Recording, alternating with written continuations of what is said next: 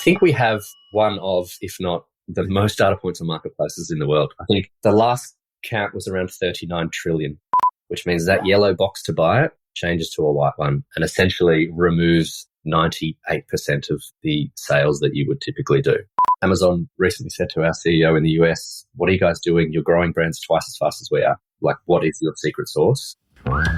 Welcome to Add to Cart, Australia's leading e-commerce podcast that express delivers all you need to know in the fast-moving world of online retail. Here's your host, Bushy.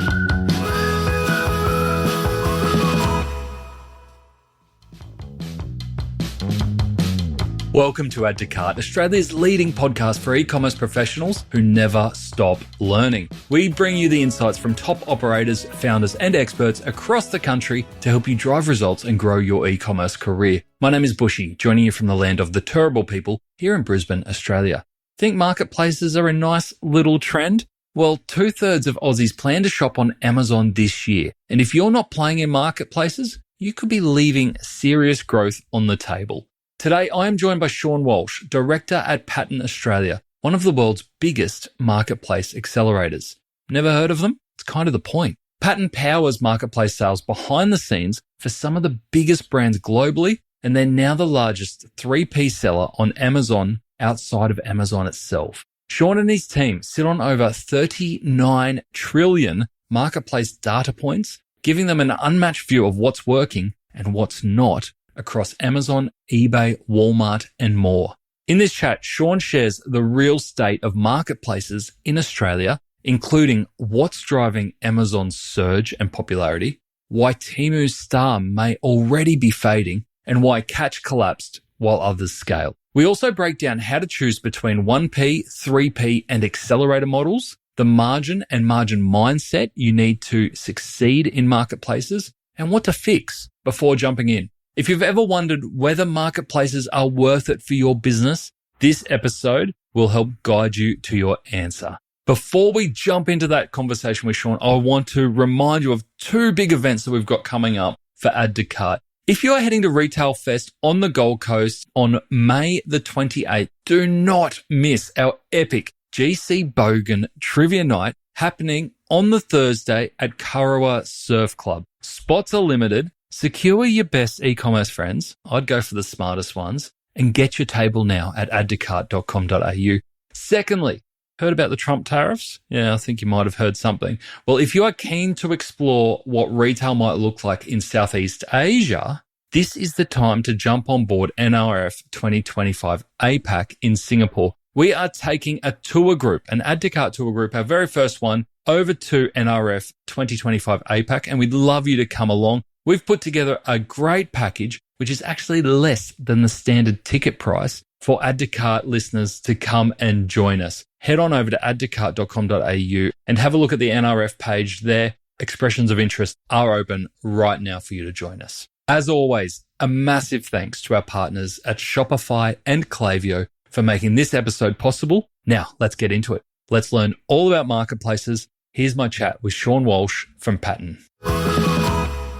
Sean, welcome to Add to Cart. Great to be here. Thanks for having me. Brilliant to have you here. We've been trying to line this up. I feel like I say this to everyone at the moment because we've got a lot of guests at the moment. I'm like, we've got to have that conversation. We've been talking about this for a long time now. And your marketplace consumer report came out. And that's not the reason you're here, but that was the point where I reached out to you and the team. I was like, guys, there's some good information in this. We've got to have the conversation. So I'm stoked that you're here. Yeah, kudos to the team that pulls that together. Yeah. It's an amazing report. And I think there's a lot of good reports in the market, some which probably haven't been as good as they were historically, but there's a lot of data there for brands and consumers to really understand what's happening. All right. So we're going to get into that because we're talking all things marketplaces in Australia because we are seeing the rise and probably not the emergence, we're well past the emergence, but the integration of marketplaces into the retail landscape. There's no avoiding it anymore. It's not a will they come? It's a they're here. How do we handle it? So we're going to talk all about that because you are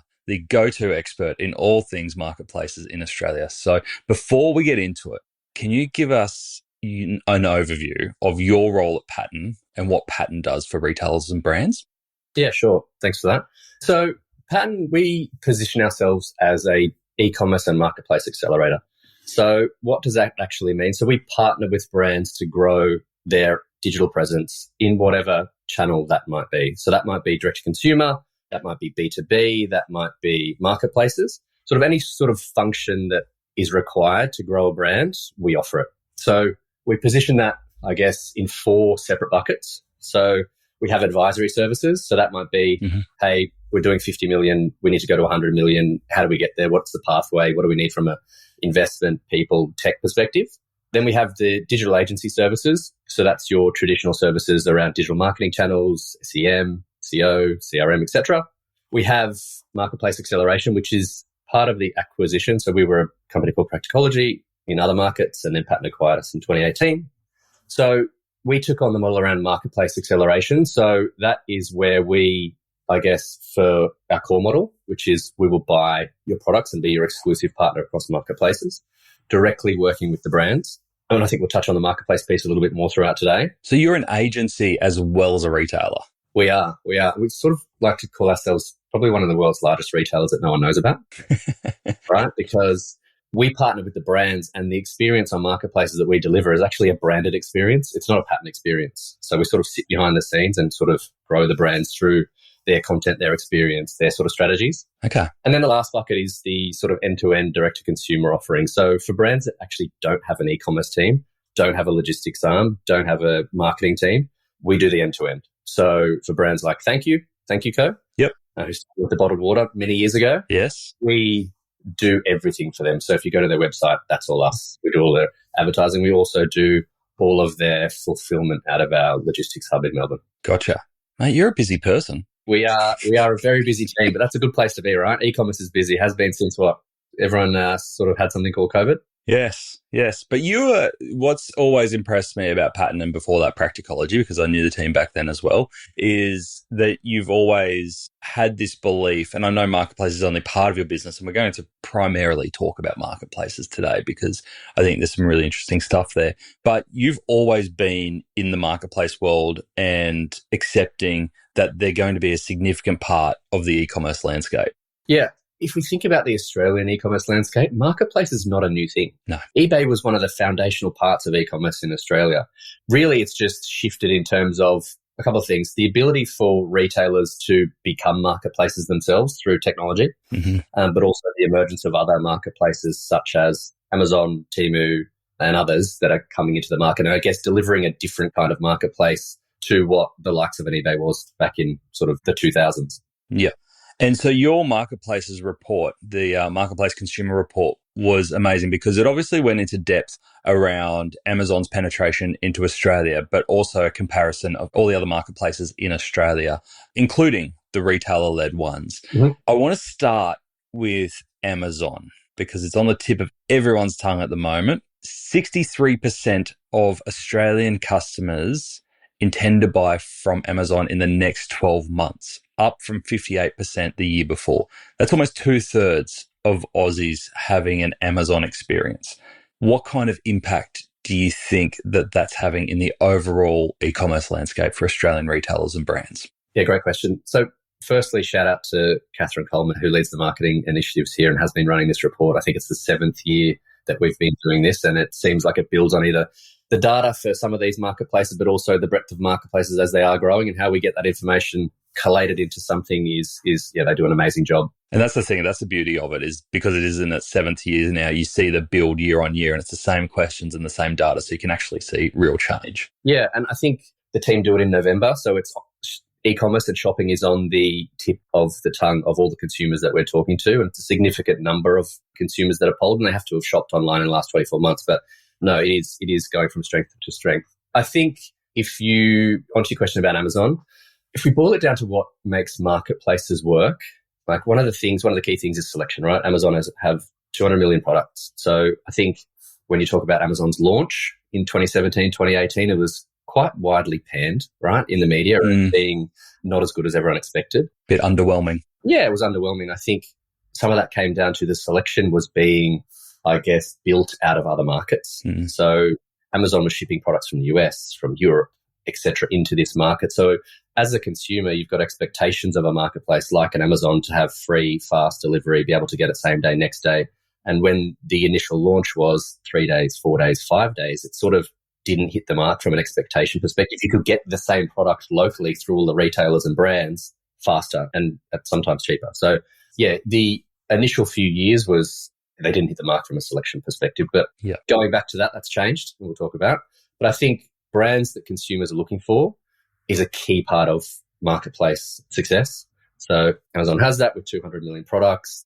The growth of local brands is obviously growing as well. So that's sort of helping with that. I think another thing is value. So value can be contextual, right? So it might mean that value is a cheaper price. So it's for a price conscious shopper, but it might be promotions, it might be loyalty. So how is the consumer deriving value from that marketplace? It can't just be a transactional play. It has to have more than that. I think there's also just to build on what you're saying there, the convenience play. It's like, I could shop around. I could spend 5 to 10 minutes shopping around 5 to 6 different websites, but if I know it's on Amazon, I know it's going to be free delivery. If it's there, if they've got what I need, I'm going to get it done in 30 seconds. That's exactly right. I think the logistics play is obviously part of that convenience, but also there's a number of people that will shop from Amazon that you've placed an order on your phone and you're just like, hang on, I've actually placed it.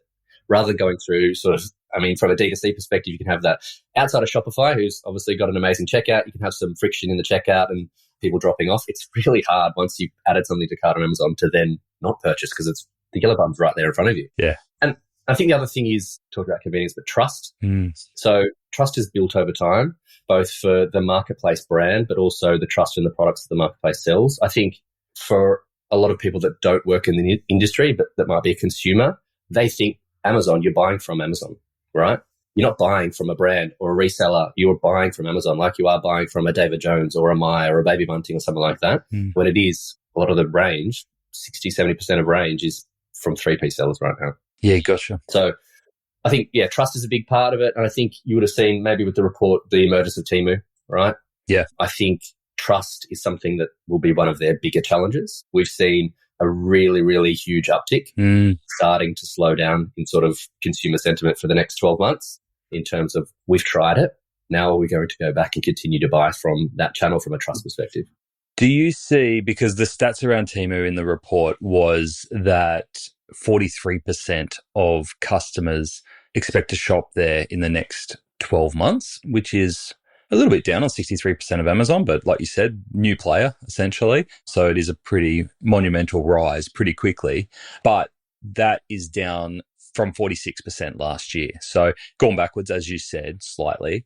Do you foresee that the Temu, the Sheins will continue to be a threat, or do you see it as almost like a blip in time and it will just be a whole bunch of international marketplaces that will continue coming?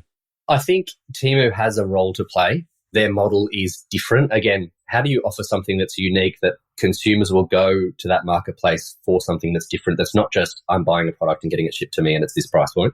Temu, I was actually at a Temu event earlier this week, and they are definitely making a play into Australia. So from their launch, they have been filling a lot of planes into Australia. But when you're shipping things in planes, you can't do anything that's dangerous goods. You can't do anything that's big and bulky. So they are definitely looking at sort of boots on the ground in Australia and building out their own sort of capability. And from that, onboarding a number of local sellers. But I think to your point around the numbers aren't as strong as they were in 2024, I think that goes to everyone wanted to try it, right? Everyone was talking about it. So everyone wanted to see what the experience was like and see if this was going to be a choice of channel for them. Yep. And I think that going back to the value thing, if you're paying $5 for something and you're getting it shipped for free and it's gamified and you're getting 3 things free, I don't think the expectations on the quality are going to be there like you would with an Amazon. But that might mean that consumer expectation is I'm not always shopping there because I'm shopping there for a need. That need might be 5% of my consumer shopping. At the Temu event and in your relationship with them, tell us what you can. Do you see that they're going to try and address the trust and the quality issues? Yeah. So they're definitely looking for Western brands to be able to have that, I guess, household brand names on their website. As I talked about, you need that for marketplaces to be successful. When you think about fakes or grey market or anything like that, they are pretty good there. Yeah. You have to be a brand authority to be able to sell, right? So if you are, look, this will probably never happen, but if you're an Apple or a Sony or a Bose or a Sonos or something like that, you have to be able to prove that you are the brand that can sell that product. So it's not going to be a place where unauthorized resellers are probably going to have a lot of activity. it is quite locked down. So they're trying to build that trust. But right now, the trust of the products you're buying, you're probably buying a product versus a brand. Yeah. So the brand trust is something they're going to continue to have to build. How they do that, I mean, they're in 80 markets now. So how they build the sort of Western presence or those household brands is going to be interesting. Yeah. Because they haven't had a lot of success there to date. Okay. So not going anywhere. No, I don't think so. From a local perspective, you mentioned it earlier around retailers bringing on marketplaces. I think during COVID, it definitely peaked. We had retailers such as Maya, Barbecues Galore, a whole bunch that I'm not thinking of right now. Do you feel that that's still a sustainable model for retailers to be integrating their own marketplaces? Dacuba's mission is to leave the world more amazing than we found it. So what does that look like? It means prioritizing sustainable practices, empowering amazing people, and sending less rubbish emails. With the help of Klaviyo, Dacuba have been able to do exactly that and achieve 34% growth in revenue from Klaviyo flows. With Klaviyo, Dacuba has been able to confidently send more emails, knowing that they will be valuable by responding to omni-channel behaviours and targeting at-risk and high-intent shoppers differently and growing lookalike audiences. See, the world doesn't need less email, it just needs amazing email. To explore how Klaviyo can grow your e-commerce business and to see more case studies like this, visit klaviyo.com/au.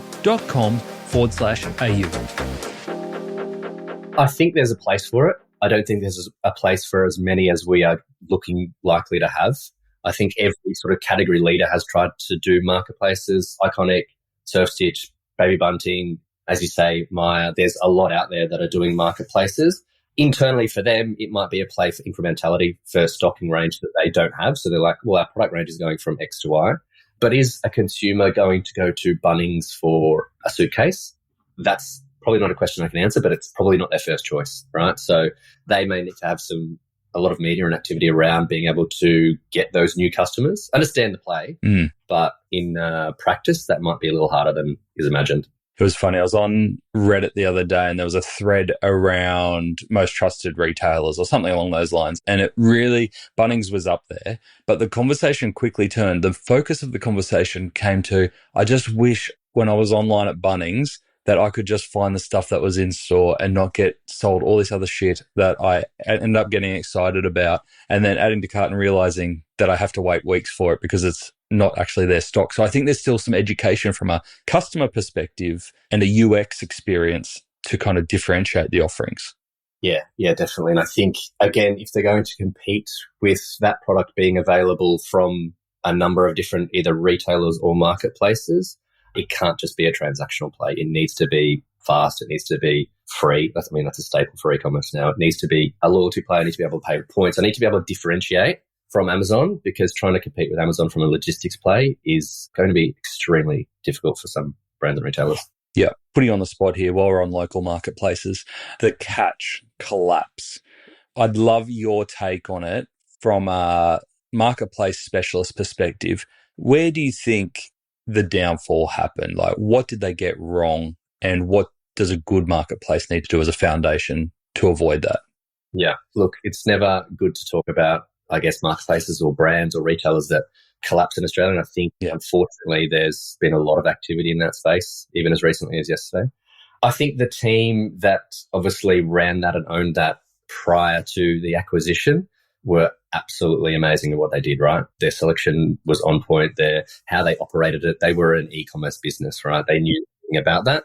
Then the acquisition, I'm not going to talk too much about sort of the public sentiment around did they know what they were doing, but the guys were experts that started it, right? Yep. I think part of the challenge with Catch is the relationships they may or may not have with brands around the inventory that they're selling. Mm-hmm. So I know that some brands, their product would show up there through means that were unauthorized. Yep. And that's not a great experience when you don't have that direct relationship with a brand. How are you building that brand on your platform? You're not. It's purely transactional. And that's sort of where, I guess, part of our growth is that we partner directly with the brands. There's a lot of businesses out there that will just take product, do the commercials and find ways to sell it across 50 different marketplaces.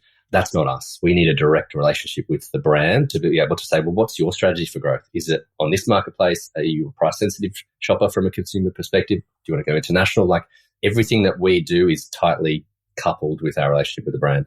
Awesome. I'd love to unpack that with you if you're all right with that, because in this conversation, it's going to be so important for us to differentiate between retailers and brands. A lot of the time in our Add to Cart, we kind of combine the two because we're all selling online. But I think from a strategic perspective, we're going to have to differentiate between the two. So let's start, because most of the conversation will be about brands, I've got a feeling. So let's start with retailers. Do you feel that there is significant marketplace opportunities for retailers, especially traditional retailers, in online marketplaces such as Amazon? There are, but it's a lot harder for a number of reasons. And the first one is commerciality. If you're a retailer, you're already buying something at a wholesale price and you're trying to sell it on Amazon where they're taking 25% as well, right? 25 to 30%. So that makes it extremely difficult. For brands, I think there's a number of models which make sense. For those that sort of don't know how Amazon operates, there are different models to sell to a consumer. You can sell via 1P, which is you selling your product directly to Amazon and they're doing everything.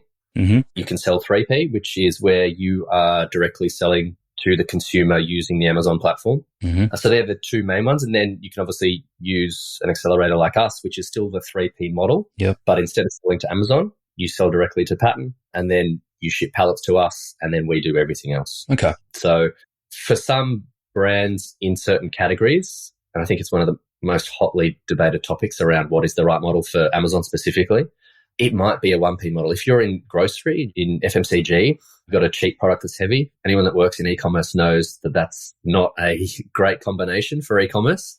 Then you may need to go through a 1P relationship where Amazon, given their breadth and depth of selection and buying power, will have some things that'll be a loss leader. Yep. To be able to get consumers through the door, which you could never do yourselves as a brand through a 3P model. In a 1P model, does Amazon have to warehouse and fulfill the product? That is a requirement of going 1P, yes. So FBM, FBA, SFP, which is sort of self-fulfilled prime, there's different ways to be able to get products to consumers. We are big advocates of FBA. We've got 50 warehouses, right, globally. Oh, wow. We could do the same thing as some of the brands and retailers try to do on Amazon by saying, hey, I've already got this sunk expense over here from a warehouse perspective. I've got people. Let's just take orders like all of the other marketplaces do from a drop ship perspective and fulfill them to the consumer. Mm-hmm. Why do I want to pay Amazon for that? Well, if you do a side-by-side analysis, most of the time FBA will be cheaper. There's no, as I said, the logistics footprint of Amazon in Australia means it's a lot cheaper to move things around. So if you are shipping bulk into Amazon, pallets, you might be doing it for X amount of cents per unit. But if you're shipping one unit from Sydney to Perth, it's going to be a very different commercial result. But also, it's not just a logistics play. So FBA will be prioritized in all of your search. It will be a requirement for taking participation in certain deal events. Like that, Amazon will always preference FBA over FBM. What does FBA stand for? Fulfilled by merchant. That's right. So essentially, you're taking the orders into your OMS, WMS, and then you're shipping it direct to consumer like you do on a lot of the other marketplaces in Australia. So yeah, FBA is definitely something that just unlocks more growth. And I think Amazon won't tell you this, but they never lose money on a 3P sale via FBA, right? Because it's commission-based. Yeah, okay. It's commission-based. They're not touching anything. Yeah. In the 1P model, if a brand wants to get started there, does Amazon essentially have to accept them? Is there like a diligence process that they have to go through? Because I can imagine that there's a bit of risk for Amazon to be able to take on that stock and service the customer. Yeah, you have to be invited. If you think about what Amazon, all of their pillars, the main one is selection. So if there is a gap in selection, they will find it. They will be pretty proactive about reaching out to brands. We've had a number of brands that we speak to that have been speaking to 1P or have been contacted by 1P. And for them, they'll have direct relationships with brands and invite them, or they will source it internationally. Like if they have a gap in the selection, and we know we speak to brands that have a 1P relationship in Australia, and if the buying power of Amazon in the US is greater than the buying power here, which means I'm getting something cheaper, they will say to the brand in Australia, I'm going to source this from the US unless you change prices. So yes, you have to be invited, but they're very good at getting selection if they find a gap in their portfolio. Yeah, gotcha. Okay. So if you're getting tapped on the shoulder by Amazon, take it as a sign that there's a gap in the marketplace. Yeah. And to be honest, there's a lot of Amazon product on Amazon Australia where there is a local brand presence and they don't actually know the product's there. We've spoken to brands, we've sort of said, look, there's $20 million of GMV for your brand on Amazon Australia that you're not realizing because someone is selling it. Either you're selling a wholesale to them and they're on selling it, or they're getting it from international markets. Yeah, gotcha. What kind of research tools are you using to understand the market? Yeah, so I think we have one of, if not the most data points on marketplaces in the world. I think the last count was around 39 trillion. So that's a lot of zeros.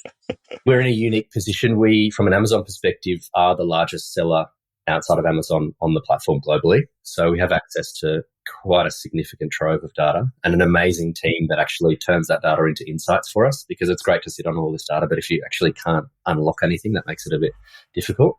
Tools in Australia are a little bit less mature just because of Amazon's investment in some of those tools in Australia. So if you're a 3P seller in the US or Europe, you get access to some pretty detailed category insights. So what's my share of voice? What's my conversion rate average in the market in my category? You get access to a lot of what people are searching for, where I show up in that search, who's showing up in sort of the first 2 or 3 spots. So that's not all that's available, but I think we've built some tools on top of that for this market that allows us to really get a good sense of what's happening in the market. Some of these tools are front-end tools, and we know with extreme data scraping tools, they're not going to be 100% accurate. It's not a P&L or an ERP or anything like that, but it does give us a really good guide on what's happening in the marketplace in Australia, and we take that to our brands to be able to inform them. Do Amazon see you as a friend or a competitor?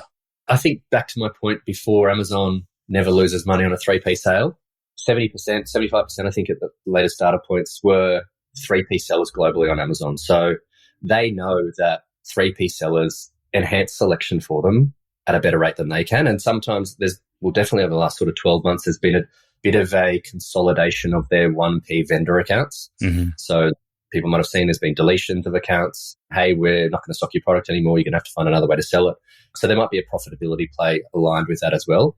If you're doing sort of sub 10 million in the US, for example. Look, Amazon, we have a really good relationship with Amazon in all markets, a really good relationship, especially in the US where the business started, but also here in Australia. The brands we work with building their presence on Amazon only helps Amazon. Yep.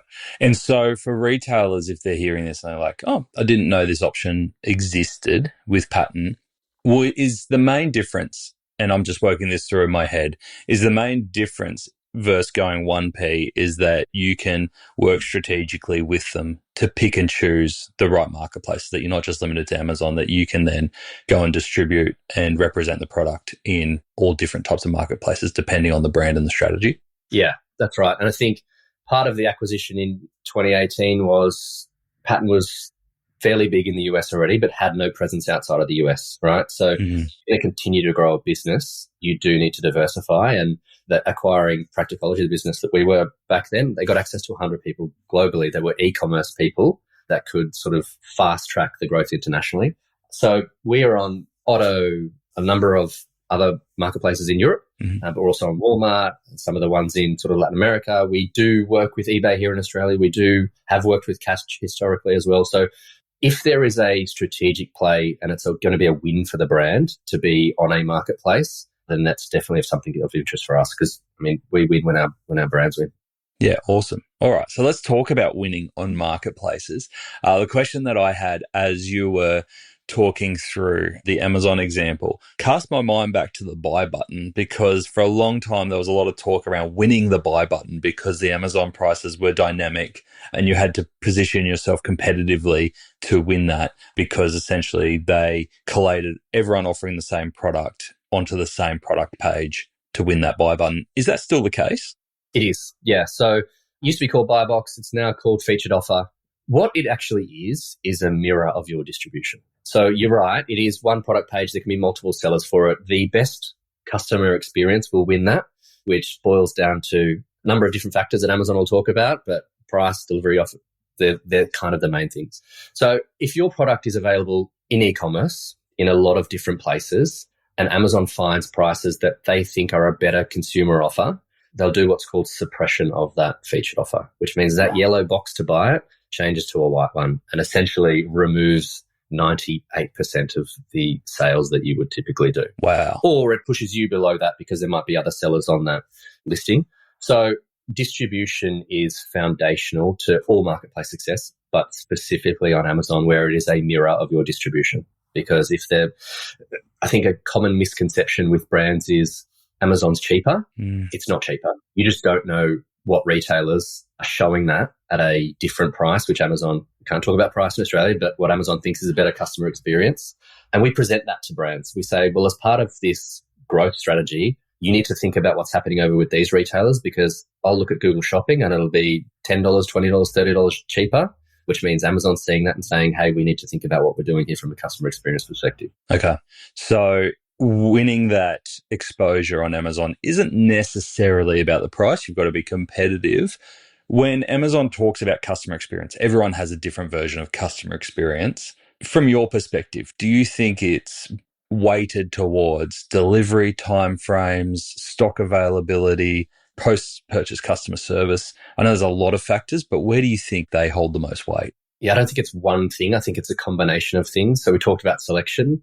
Not many people browse Amazon for inspiration, or it's not like a direct-to-consumer website where you're pulled in from a content perspective, you're sort of engaging with a brand. It's a lot more intent-driven, bottom of the funnel. So I have a need. It's very much keyword-driven, search-driven. No one browses categories like you might do on a direct-to-consumer site.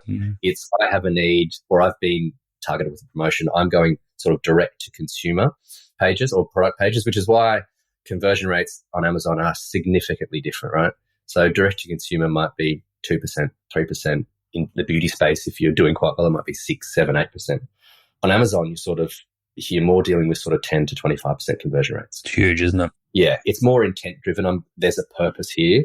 So I think from a selection perspective, that's driving that, but also it is so easy from an ordering perspective, but also on that sort of post-purchase piece.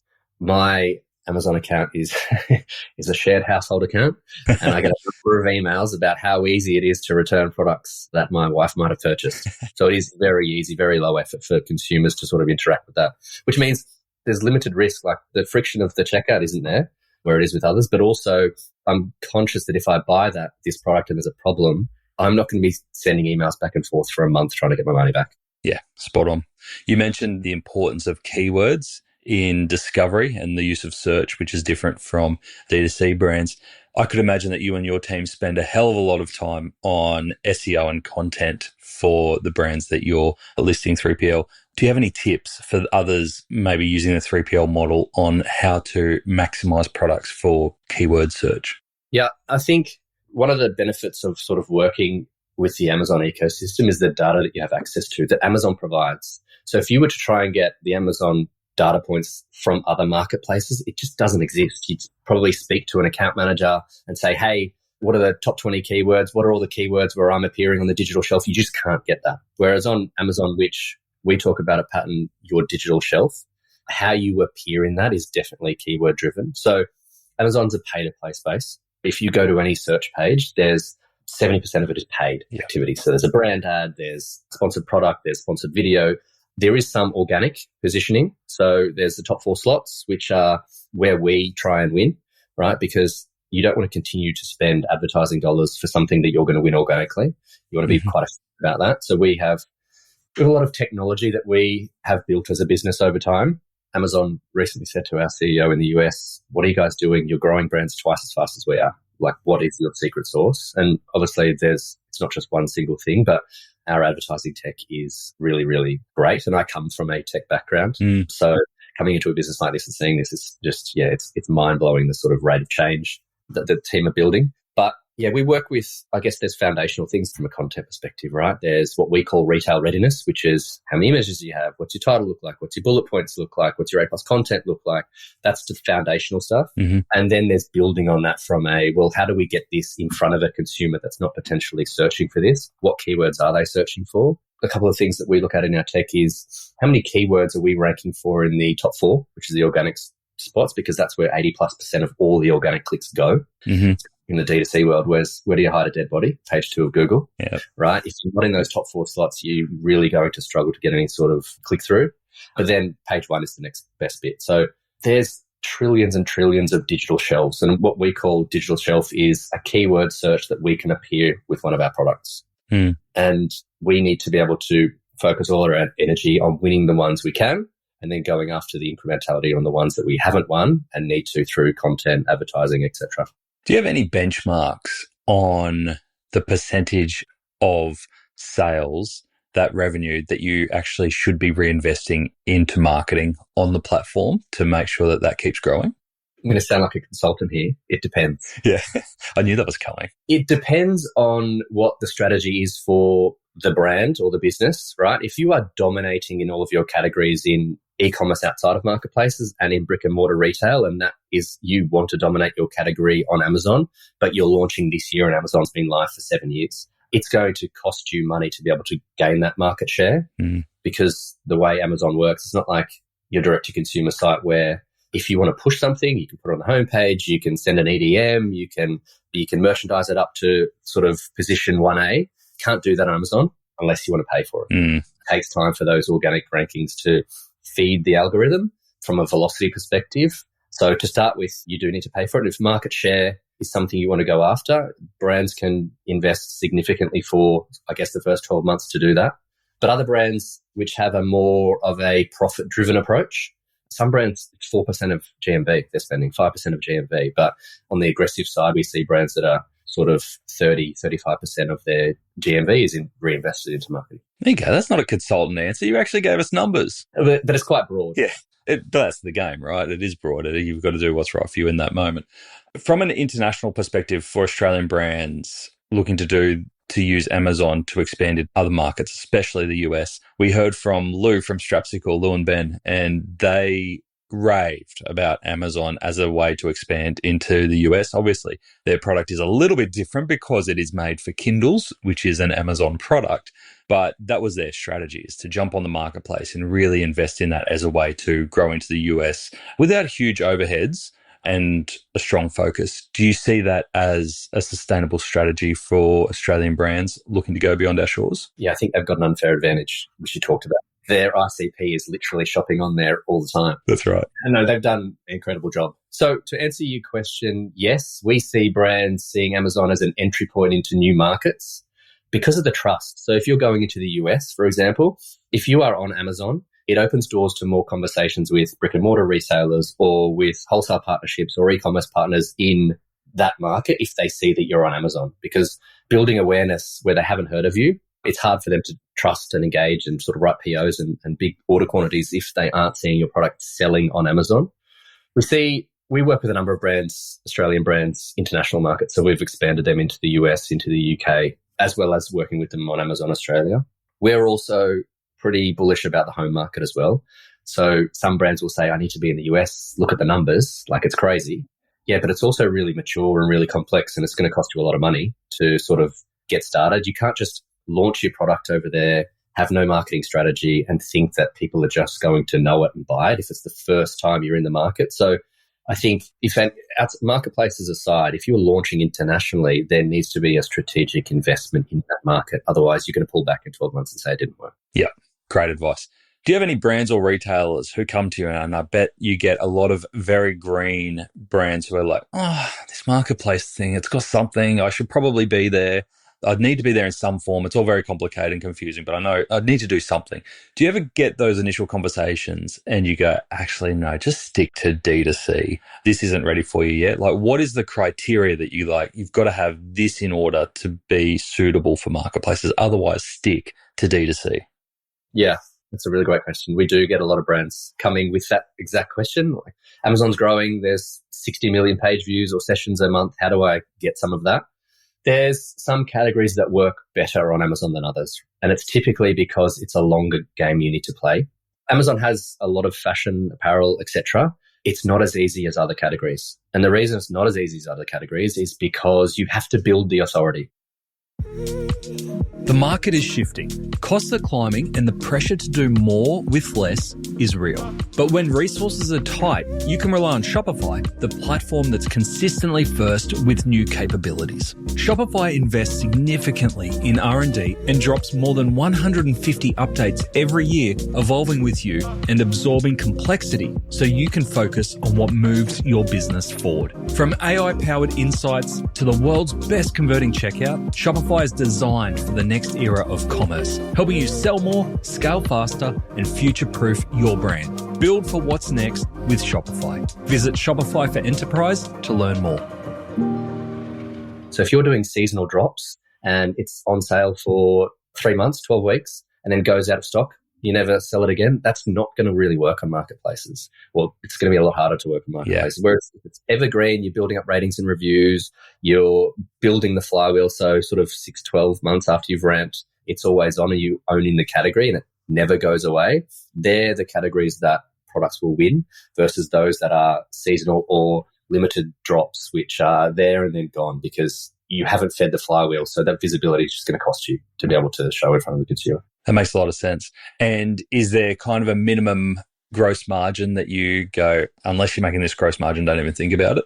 There's some that are harder than others, similar to the categories. So alcohol, for example, because our taxation in Australia for alcohol is quite high. Yeah. So if your COGS is 40%, it's going to be hard. So your landed cost, your cost to manufacture before you send it to Amazon and then spend 30% with Amazon, you're not leaving a lot of wiggle room. So most brands outside of those sort of categories have quite a good COGS. Anything over sort of 35, 40%, you're going to be quite limited. These are percentages, right? If you're a high ASP product, it might be totally fine because you're selling it for $1,000, $2,000.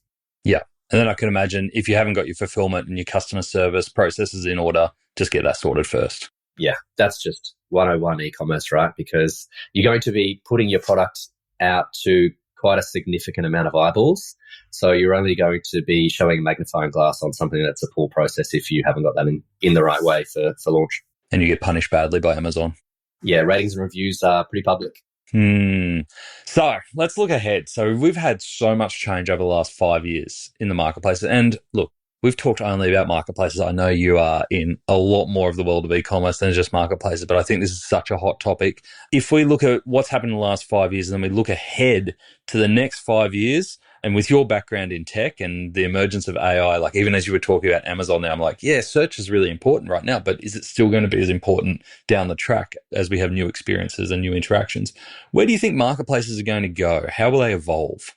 Yeah, it's interesting on that point around search. So in the consumer study that we do, for the first time, sort of Google started going backwards from where do I start my product search journey? So it was one of the biggest drop-offs. So D2C websites was sort of down 13%, as well as Google having a retraction, but it's still 50%, right? So people are still, a lot of them are starting their product search journey on Google. It took Amazon 20 years in the US to overtake Google from a product search perspective. 20 years. Yeah. We're only at year 7 and it's growing. So Amazon is 14, 15%, but had sort of kind of 30% growth year on year. So there's definitely more consumers that are going there from a first choice perspective.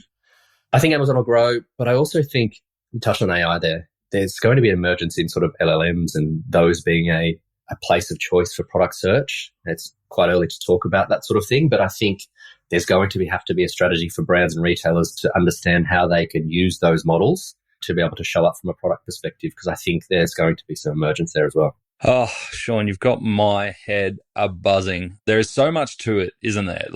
But you've done a really good job to break it down for us into some options, even if you're at the starting point, even having someone like Patton taking it on for you if you're looking to navigate it, or actually it's not for us right now. It's probably a good starting point to think about, and you've done well to explain the differences between the two, between all options. So thank you for doing that. Thank you for joining us on Add to Cart.